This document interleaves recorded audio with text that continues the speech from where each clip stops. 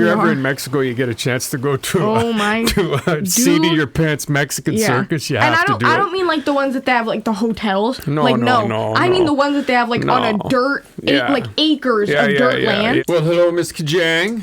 Hello. How be ye? Good. Mm-hmm. Excellent. Yeah. Yeah.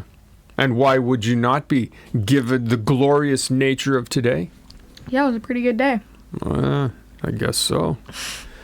Got to go for a birthday rip with your friends on the ice in the howling wind and minus 2,000. Mm-hmm. Don't want to get too into it. No, but I know these things are true because I was there. Yeah. So I know it was not only windy and a bit cool, but quite a bit of fun. Yes. Real good batch of friends you have there. Yeah, there are. Yep.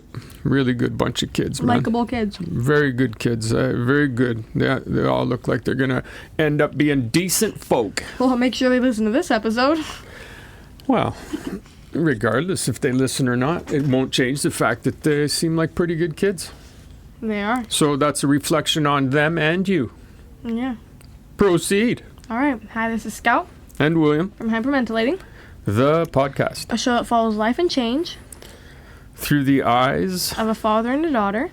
Join us as we find our way. Mm-hmm. Together. Okay. Wow. Just throwing me curveballs, man. I believe that this episode Are you trying to see if I know it? Yeah. Is it a test? Yeah.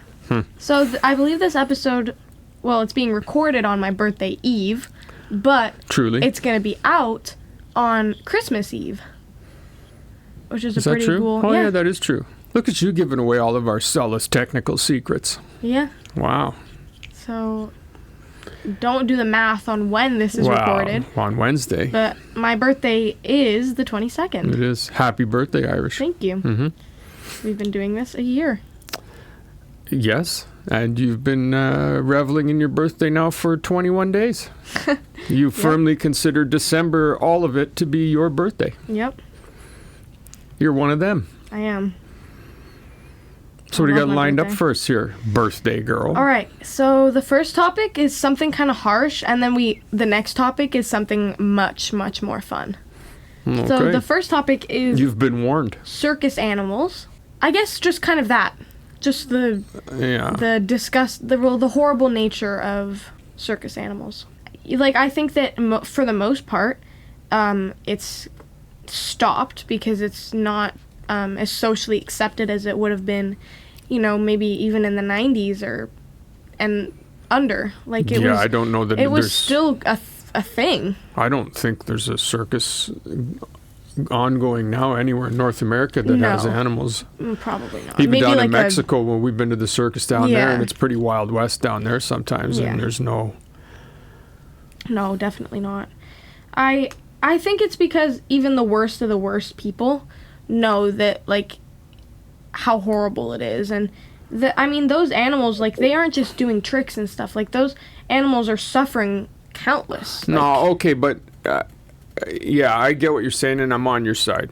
I think that it's a good thing that animals aren't probably part of the circus experience anymore, but I don't think you can just throw it out higgledy-piggledy that they're all were in some grave degree of suffering. I think probably a lot of the animals were really, really well treated and, loved and cared for, and they were part of the family of whoever was doing it. I mean, it depends on the act, too, right? Yeah.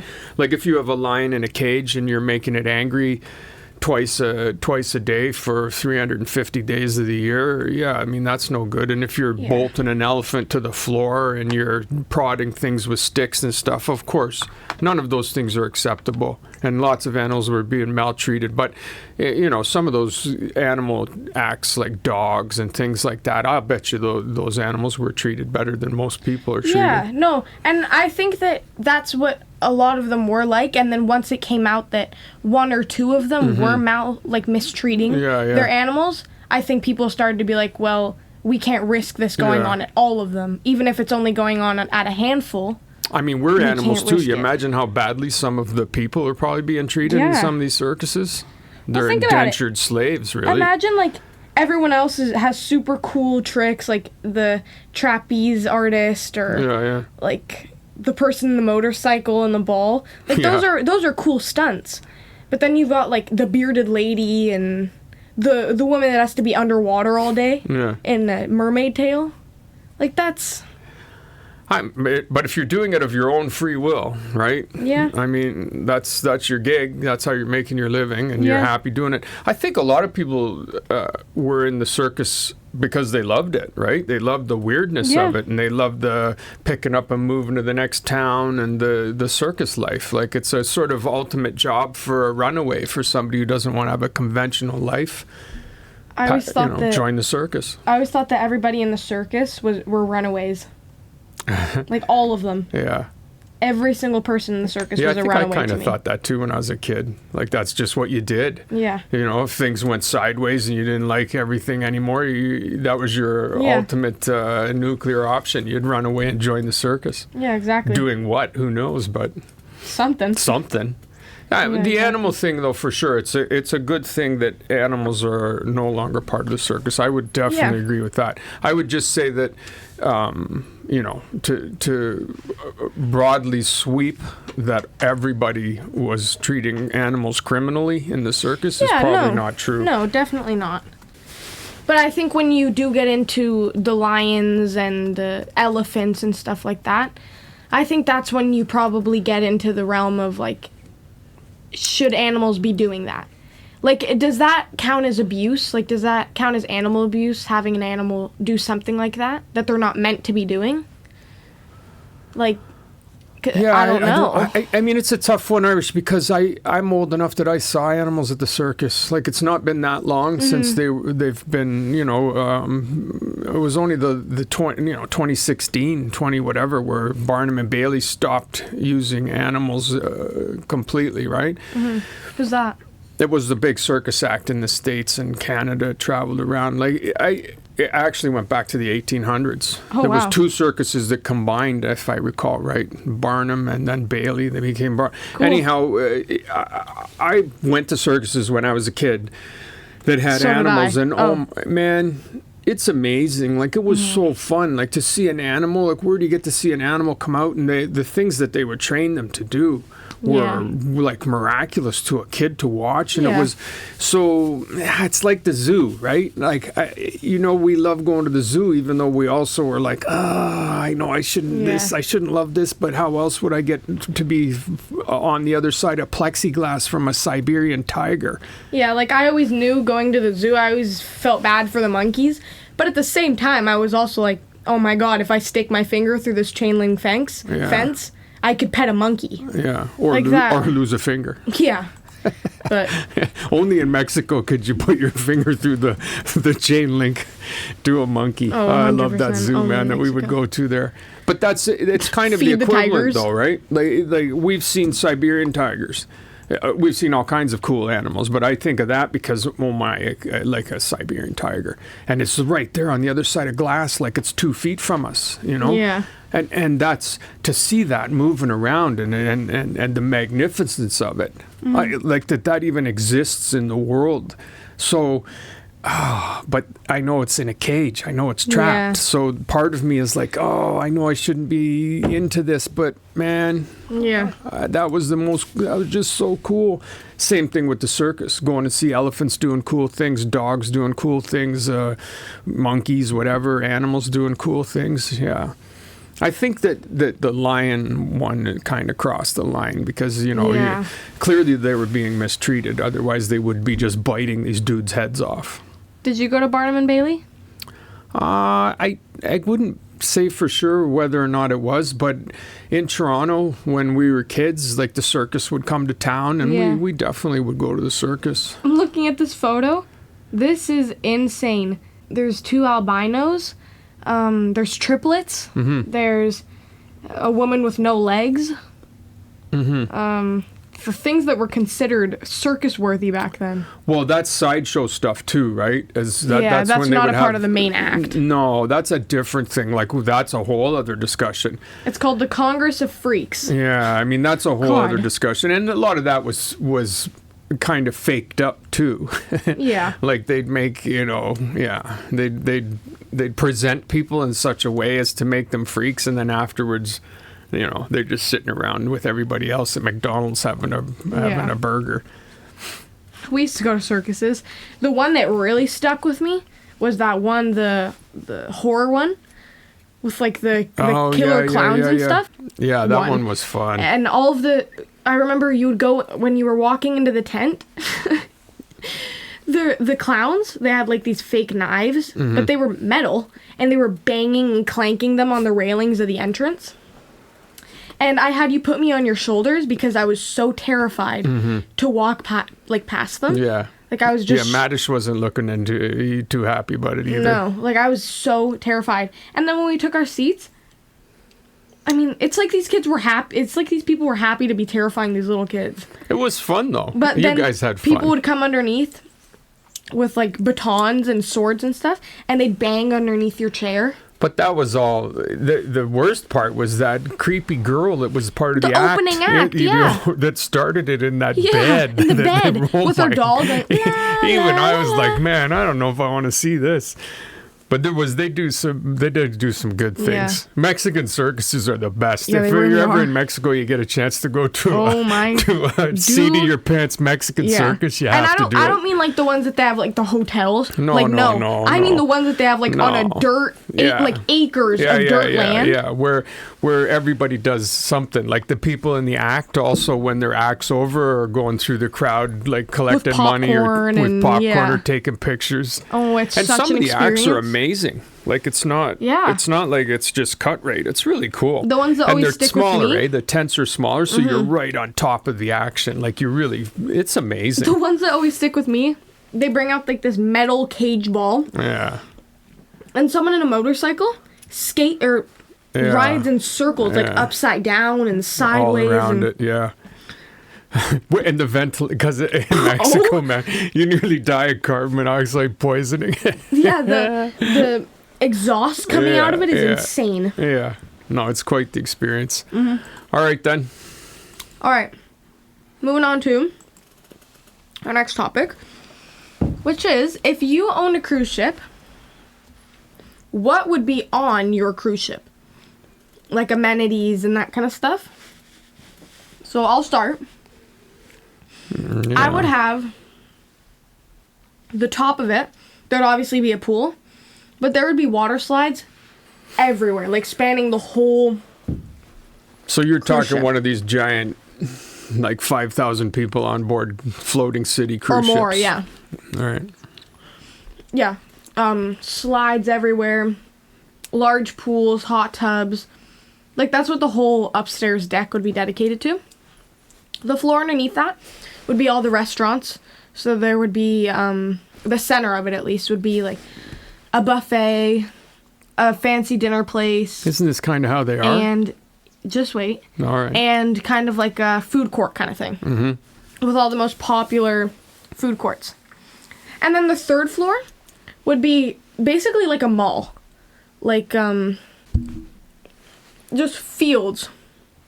Like, basically a whole strip mall, but inside, full of stores. All the most popular stores you can think of. I think this is how they are. But the thing is, it's all, like, all-inclusive. So when you buy at the stores, it's all-inclusive. But you do have a limit. So you can't, like, take the whole store. So you're saying the most exclusive stores, but it's included in your fee. Right. But not really. Because it's not that expensive. You need to get your tickets pretty quickly because they sell out fast. I guess. So you could get a Rolex? You could go on your cruise ship and get a Rolex? Yeah. No. Why would I have a Rolex? I don't know. I wouldn't get a Rolex, but it just popped into my head as a ridiculously, grossly overpriced. Yeah, no, you couldn't do that kind of thing. It would be like Brandy Melville, Sephora. Well, they're all expensive stores too. You go and Hollister. buy $50 lip gloss. And then probably the next floor. I don't think you've thought the next floor the money through would on be this. Entertainment. So okay, so this is just fantasy boating here. Yeah. All right. This is basically a what if. Yeah. So next floor. You snuck in a what if. Okay. That's what you've done. You've just weaselly snuck in a what if. Next floor probably would be entertainment. So there would be an arcade, not a casino because casinos are gross, but an arcade, bowling, a movie theater, And if you paid extra and rented it out, then you can choose what you want to play. And then... Are we going on a cruise ship one day? Yeah. That'll be I've been on cruise ships that are like one day, from Brindisi to Apres in Italy to Greece kind of thing. But I've never been on one of those ones like that barfs people out in Vallarta. No. Yeah, we are. We're going to do the Alaska one. I guess barfs out is probably not a nice way to put it, but they do kind of like sort of... Those ships are so huge, and then the hole opens in the side, and the walkway comes out, and then little people just come out like little tiny, like an inch tall. Yeah, like they're dolls coming out of the giant ship. And then the next floors would just be rooms and staff quarters, that kind of thing. Yeah, that's it. That's my cruise ship. Do you not want to design your own cruise ship? Do I want to? Fine, you don't have to then. No, I'll there's no reason to get all shirty there. I'll take a run at it. I had enough time to ponder here while you were yakking. I think that the bottom, the hull, would be see-through. Oh. Yeah. Risky. No. I mean, it's just a what if, man. Mm-hmm. So the hull would be see-through, so I'm sure it'd be like 2 feet thick or whatever, but it'd be see-through. And you could, you could go down there and look around and see all the fish and everything, what was going on. But also, it wouldn't just be you walk around, it'd be also a jungle. Like it'd be all like a forest. Lots of trees, lots of foresty, but you could look down below, you'd be walking and it'd be the ocean, and outside on the edges would be the ocean, but inside would be a forest. So that would be the bottom. And then I think I'd make it seasonal. So you'd go up through seasons, like you'd have a winter floor where there'd be some skiing and stuff, some tobogganing. And then you'd have maybe you'd make the bottom floor autumn with the trees. Oh yeah, the trees could all be that kind of color. And then winter, and then spring. So I guess the spring would be best on the bottom. Anyhow, you'd have a winter floor. You could do some winter stuff. And then the top would, of course, be summer because it's outside. Maybe in autumn you could do a pumpkin patch, and spring you could do like a flower market. Maybe you'd have like maybe it'd be a sporty kind of a shopping level then, people like that, where that could be your mall level that you have, that everybody, it seems like you can't go on a cruise ship unless you can shop. Shopping and eating and drinking. That's basically what it is. Yeah, I don't know. I would go on a cruise ship with you guys because you wanted me to and just to see, but that would be the only reason. If you gave me free tickets to a cruise and it didn't involve you and Madish, I think I'd be like, nah. I just trapped on a boat with 5,000 other people. No, man, I don't think so. Like it doesn't sound appealing. No. You know what I think's weird about them? It always makes me laugh is when they get to a port like Vallarta and they come in all the time, and then people get off and then they buy a sombrero or a rip-off sombrero or something, and then get back on the boat and then they tell everybody they've been to Vallarta, Mexico. they've been to Mexico. It's like, no, you haven't, man. No, you haven't. You walked around Vallarta for half an hour in the tourist zone. Yeah. You haven't been anywhere. But people who love cruise ships love them. Yeah. So there you go. The biggest thing for me would be that bottom where you could just look at the ocean. Like mostly there'd be nothing to see, but every once in a while some weirdness would come swimming by. Oh, it'd be outstanding. Yeah, that would be pretty cool. All right, I like that. You do you? Well, next we have on the spot. Just moving right along here, Irish. Okay. First tournament you remember competing in, whether it was like a hockey tournament or maybe it was like a school tournament, just anything. Just the first tournament you remember, and what was your experience with it?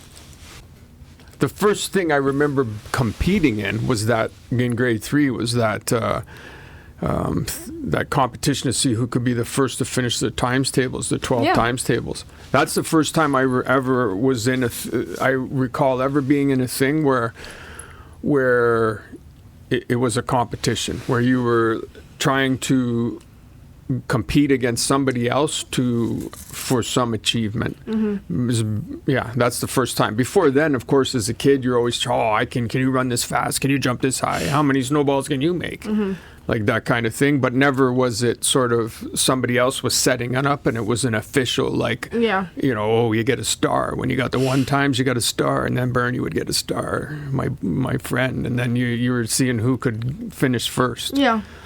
That's the first time. Super interesting feeling, actually, isn't it? Like, to compete. I remember liking it, but also feeling like, because you also, no, at that one I felt pretty good. That was just fun. I guess what I'm getting at is that quickly I realized that not all competitions were like that one, like that were just for the fun of it, and it didn't really matter what happened, and you got a star, and that was it. Because then the next ones that I would remember would be hockey, and they weren't the same at all. They were fun. They were super exciting. When you're little and you go to a tournament, like we had the Silver Stick in Canada, was the big one. That was when you were a kid. Getting into the Silver Stick was huge. If you could win the Silver Stick, man, that was the Stanley Cup for little kids. Yeah.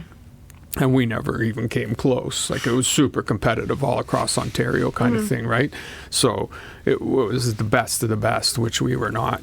But that was still fun because it still didn't matter. But the older I got and the more advanced the hockey got and the more competitive and the higher the levels went, the less, not the less that it became fun, but the more it became... this other thing added to it. No, This thing where all of a sudden losing mattered.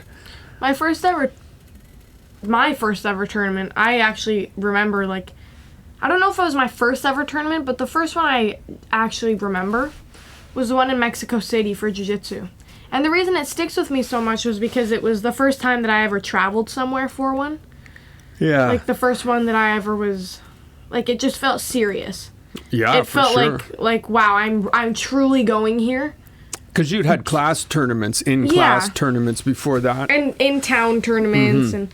But this felt like genuinely like, wow, like I'm going here to win. Yeah. Like it felt like a different pressure. Yeah, for sure. And I remember I won my first match because it lasted like 4 seconds, not to brag. And then I remember being so hyped and so excited. I was like, oh my God, I'm going to win this whole thing. I'm going to get gold. And then I was destroyed in my second match. Oh, and it was just the worst feeling. Yeah. Like I truly didn't like it at all. Like it just didn't feel good. No. Like the immediate, like, I don't want to say high, but the immediate feeling of enjoyment had been washed away because of the match that I had just lost. That's kind of what I was getting at there, wasn't it? Like, that it introduces something else. Yeah. Like, all of a sudden, losing matters. Yeah. When you're a little kid, you compete with your buddies all the time. You're, let's see who can race faster, but it doesn't really matter. Like, you don't really win or lose. You win, but you don't really lose. Yeah, you all end up giggling about it. Yeah, like you're happy that you got first, but you don't care if you got second or fifth or last. And then all of a sudden, it does change. It does become this thing when competition is all of a sudden losing matters. Like there's tears or there's anger or there's sadness. And I remember so much about the Mexico City trip, but I remember nothing about the Monterey trip except for going to get tacos at a little street taco place and sitting outside. And we weren't really soda people. Yeah. But you let me get one. And for some reason, that just stuck with me. Yeah. Like, I was just so happy. I felt like such a big shot. We stayed at an Airbnb. Yeah, I remember a lot about that trip because, man, we had to walk along a lot of, and Monterey is not Mexico City, boy. No. Like, it's a different... Monterey is no, there's beautiful parts of it, too. Well, yeah. But it's just different. Like, it's hard to, unless somebody's from New York or L.A., there's no equivalence. People don't realize how big Mexico City is. 30 million people or something. Monterey is I don't know how many millions of people. Yeah. Guadalajara. These places they're packed. They're just lots and lots of people, man. Lots of people. People don't realize how many people there are in Mexico. Like, Mexico's a big place. How many Big land too. people inhabit? Yeah, that you definitely you're definitely not one who enjoys the competition. I've I never would say. liked it. Yeah. Even Madish doesn't. He does sometimes, and then he doesn't. Like he's pretty. You know what? He's always been good at kind of keeping himself even. He doesn't get too up, and he doesn't get too down, Right. which is a good way to be a competitor. But Also, there is definitely a factor of like Madish is so good at this sport, like just he is, yeah. so good. Well, you were at a bit of a deficit too, being a girl, And that always smaller. Yeah, and smaller, and that's definitely not because she's a girl, so she's because that's not how I think at all. It's just that, just to clarify it for anybody who's listening, like in these jiu-jitsu tournaments. There can be a huge range of size when the kids are competing, because they'll compete in belts. So scout, you would have to sometimes compete against people significantly bigger than you. And the thing was, when you're boys significantly bigger. When I was my age and competing in these tournaments, they didn't focus on girls. No, not at all. Girls That's one and of the boys great with things about boys. jiu-jitsu. Yeah, a lot of the times I was going up against like these orange belt 9-10-year-olds at my ripe age of like 7 and 8, and within just because reason. I wasn't a yellow belt too. Yeah, there was like a 2-year range, and then the belts when you're little. They don't bother with weight, otherwise they'd never have a tournament. They wouldn't even be able to make a competition. So that's it. You would sometimes get against kids who could be almost 2 years older and so significantly bigger than you. Just because they were far more developed. Yeah. As a kid. Yeah. And like I remember competing in class tournaments. I liked those. I didn't mind those as much because I was aware of my surroundings. I didn't feel the pressure as much. I felt like I could just kind of be myself, and if I lost, I lost. It's around people that I care for and I know care about me. And there was people you'd rolled with before plenty too. So if you knew, okay, if I'm going to roll with this kid, I mean, I haven't beat that kid in 2 years. So if I win, sweet. If I don't, if you've never been to a jiu-jitsu tournament, even just as like a spectator, the vibe there is off the charts. The people there are just vibrating. Yes, they're very into it. It's loud. Jiu-jitsu people There's yelling. Are very into it, man. Yeah. Jiu-jitsu nerds are as nerdy as any nerds anywhere on earth. The stench is actually overwhelming sometimes too. Wow. Like the amount of teenage boys in there. Yeah, there's quite a bit of testosterone wafting about. Yeah. I definitely want to be clear though on that, because I did not mean that how it might have sounded about the you're a girl thing, because it's got nothing to do with that, man. There's plenty of girls, I know all kinds of girls and women that can take care of themselves quite easily and with almost any dude walking. So it's not, and that's one of the great things about jiu-jitsu is it's an equalizer, that a smaller girl, a smaller woman can completely defend herself and take care of herself against a much larger man because of her skill set. So yeah, definitely. But on the other hand, if a 10-year-old girl is not defeating a 12-year-old boy when there's a 40-pound weight difference. No matter how much skill there is. No, the skill doesn't mean anything at that point. Yeah. I don't like competing. It's not my thing. No. And that's okay. That's totally okay. I don't know. If I can help it, I don't compete. Yeah.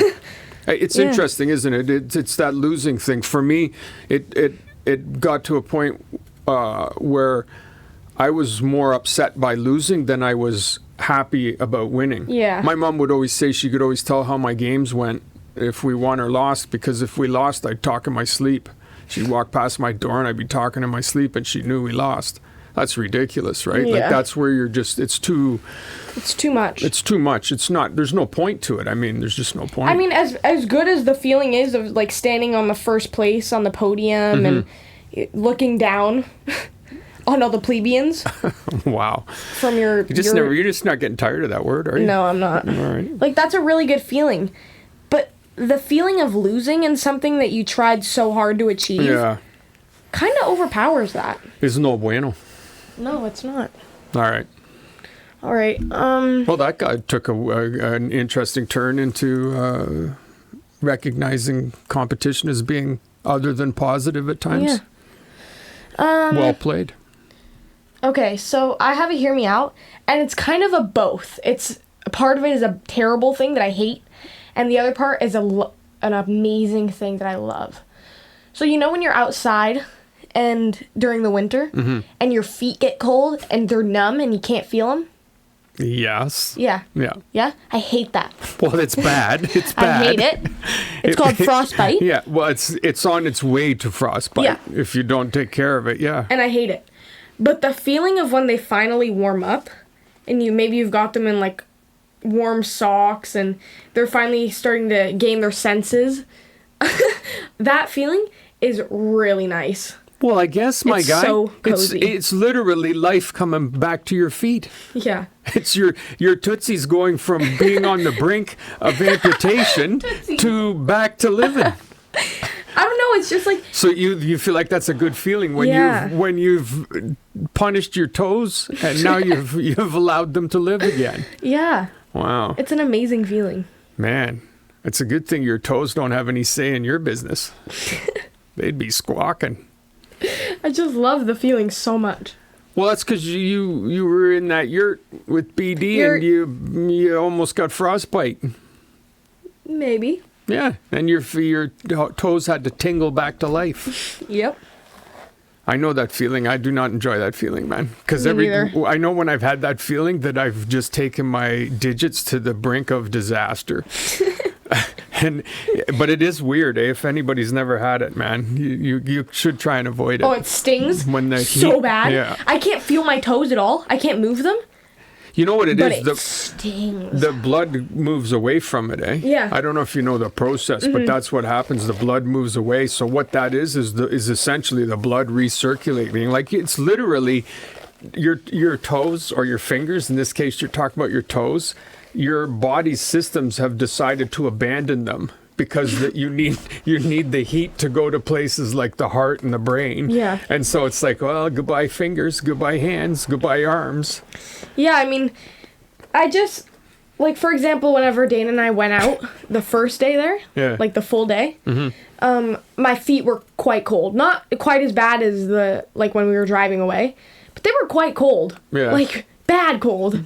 So when we got into the yurt, I put my feet in front of the wood stove. And when they warmed up, I crawled in bed to read. And I was running my feet along the sheet, like my soft, fluffy sheet, over and over again. And it felt so good. Do you mean my blanket that you stole? No. No. I brought a white one to put over. Oh, yeah, okay. So yeah, that's my hear me out. What's your hear me out? The bad feeling, my hear me out in the bad way is cold feet. My hear me out in the good way is warm feet after being cold. So your hear me out is my feet got cold. I nearly had frostbite and lost my toes, but then the life came back to them and I celebrated. Yeah. All right. Basically. Actually, I'm being so dramatic. I know you didn't nearly get frostbite, but you were on your way to frostbite. A quick and easy way to tell if you have frostbite is if your fingertips, or whichever body part that was able to obtain the frostbite, will most likely turn black. And that's a pretty quick and easy way to tell if you have frostbite. If it's black, you're cooked. Yeah, you can say goodbye to that skin. You're well into frostbite then. Yeah. We'd get guys coming back on sleds. We had this one kid who was always doing it when we were up north working, right? And he'd come in at night and his face would be white. His skin would be patches of white on it. You'd be like, dude, man, you can't keep doing that. Because that's the beginning of it. The skin just goes white. And that's what it is. My toes. Oh, you have to be so careful. Like all you can do is let it warm up. You can't be rubbing it because that'll just come off. And you have to be super careful. And that's what you're talking about. Like that when we'd sit in our shack laughing at him while it was warming up, because when it's that bad, it can also be hurt. Like it's kind of painful. I guess I just said we were laughing at him, but you got to understand, man, the guy should have known better. Yeah, like he come on. kept doing it. So yeah. And that's another thing. It gets easier each time to get it. Yeah. No, my toes were white. I took off all my socks because I had my tights on. Yeah. So, like, my tights have built-in socks. Your toes were white? Yeah, the tips of them. That's not good. The tips of them. And I was trying to wiggle them, and little by little, I started getting sensation back to them. Yeah, you don't want to mess around with that. No. And you will get it easier another time now. So congratulations on that. Thank you. Yeah, you're welcome. All right. That's going to hurt your mountain climbing career. Yeah. I bet mountain climbers regularly get that. Probably. All right, Kajang. All right. Episode the 59th. Yeah, you like seeing if you can get in there first. Yeah. Hey? It gives you a little, that's the competitor in you. You just like to get to the podium, man. First place. I love you very much. I love you too. And once again, happy tomorrow birthday. Thank you. It can't be said too often, as you're the first to point out. Yes. You do love yourself some December. Yep, and tomorrow I get to open presents. Yeah, that's right. 22nd. 22nd. And then not 3 days after is Christmas. Yeah, man, you rake it in. It's a big, really do big, love Christmas. Big 3-day stretch for you. Mm-hmm. All right, Irish. All right. I'll see you next weekend, probably on your birthday. Yeah. All right. I love you. I love you. Next time. Yeah, for sure. Always and forever, Irish. Yes.